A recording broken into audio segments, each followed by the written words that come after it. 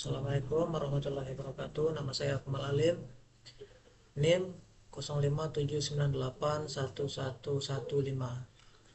Pertanyaan nomor 1, jelaskan perbedaan antara proses adopsi dan proses difusi inovasi pertanian. Berikan contoh masing-masing.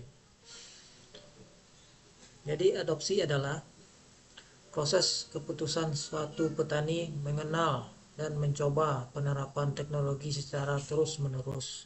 Contohnya petani mencoba benih unggul dan merasakan kepuasan lalu memakainya setiap musim. Kalau difusi adalah proses penyebaran teknologi dari satu orang ke banyak petani atau masyarakat dalam waktu tertentu. Contoh, teknologi baru dipakai petani percontohan lalu menyebar ke seluruh desa dan sekitarnya. Pertanyaan nomor 2, seorang penyuluh diharapkan dapat membantu untuk mempercepat proses difusi inovasi terkait dengan hal ini. Upaya apa yang dapat dilakukan oleh penyuluh? Berikut upaya penyuluh mempercepat difusi inovasi singkat dan tepat. Demonstrasi langsung, buat lahan percontohan agar petani melihat hasil nyata. 2. Gunakan petani percontohan. Libatkan petani berpengaruh, contoh mereka lebih dipercaya. 3. Penyuluhan berulang dan sederhana. Sampaikan manfaat dan cara pakai secara jelas, berulang dalam bahasa mudah. 4. Pendekatan kelompok tani. Berikan pelatihan dan diskusi dalam kelompok agar saling belajar.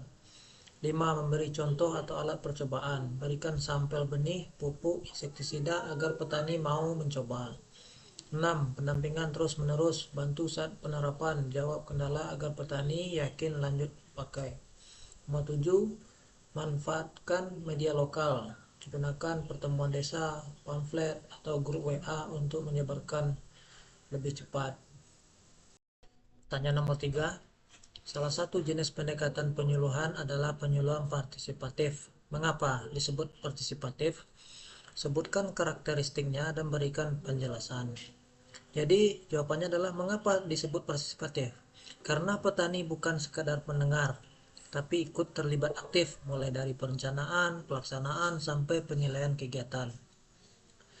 Penyuluh bertindak sebagai pendamping dan fasilitator, bukan mengajar dan yang menguruhi. Jadi karakteristik dan penjelasan. 1. Keterlibatan aktif semua pihak. Petani berbicara, berpendapat, dan menentukan kebutuhan sendiri, bukan hanya menerima informasi dari penyuluh. 2. Berbasis masalah nyata petani. Materi diambil dari masalah yang benar-benar dihadapi petani di lapangan, bukan teori dari atas. 3. Belajar sambil melakukan, yaitu belajar lewat praktik, percobaan, dan diskusi bersama. Pengalaman petani dihargai sebagai sumber ilmu.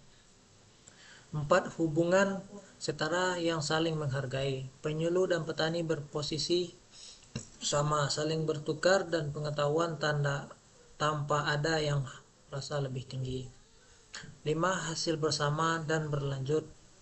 Keputusan dan solusi dibuat bersama sehingga petani merasa memiliki dan mau meneruskan sendiri. Pertanyaan nomor 4. Bandingkan karakteristik jenis pendekatan sistem latihan dan kunjungan atau laku dengan jenis pendekatan partisipatif ditinjau dari segi tujuan, sasaran, organisasi, metode, dan peran penyuluh. Jadi perbandingan pendekatan penyuluhan dari segi 1. Tujuan. Kalau berdasarkan latihan kunjungan, menyampaikan informasi teknologi dari atas ke bawah agar petani menerapkan anjuran standar. Kalau berdasarkan partisipatif, membantu petani memecahkan masalah sendiri, mengembangkan potensi, dan membangun kemandirian. 2. Berdasarkan sasaran.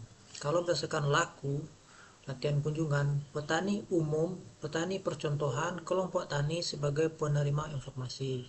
Kalau berdasarkan partisipatif, seluruh anggota masyarakat tani termasuk yang kurang mampu semua terlibat aktif. 3. Organisasi.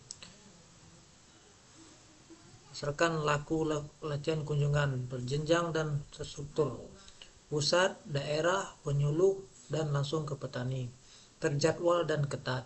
Kalau berdasarkan partisipatif, fleksibel, berbasis kelompok, masyarakat diatur bersama sesuai kebutuhan setempat. 4. Berdasarkan metode. Misalkan latihan kunjungan, ceramah, demonstrasi, kunjungan rutin, penyuluhan, satu arah, materi sudah ditentukan.